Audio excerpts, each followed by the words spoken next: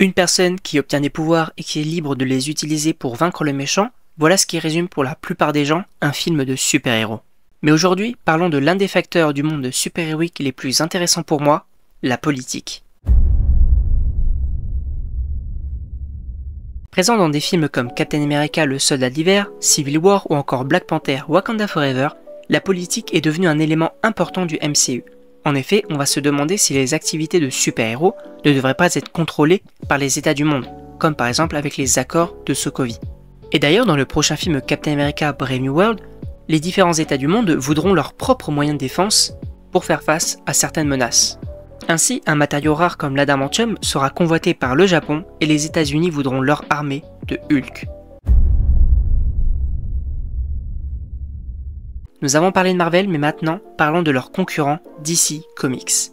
En effet, un aspect très intéressant des films de Zack Snyder mettait en avant la politique, et notamment dans Batman contre Superman. Par conséquent, l'enjeu était de savoir si Superman n'était pas trop puissant pour un monde comme le nôtre, et que s'il devenait un antagoniste, personne ne pourrait l'arrêter. Ainsi, ce qui est hyper intéressant pour moi, c'est la méfiance et la crainte des gens pour un être tel que Superman.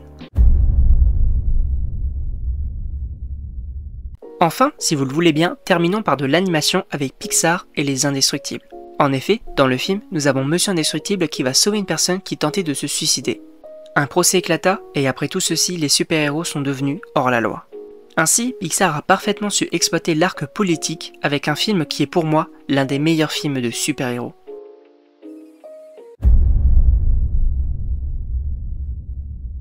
Pour conclure, je pense que vous l'avez compris, mais je trouve l'arc politique ultra intéressant dans les univers super-héroïques. Et les studios comme Marvel, DC ou encore Pixar ont parfaitement compris, selon moi, le questionnement de que faire si nous aurions des super-héros dans le monde d'aujourd'hui.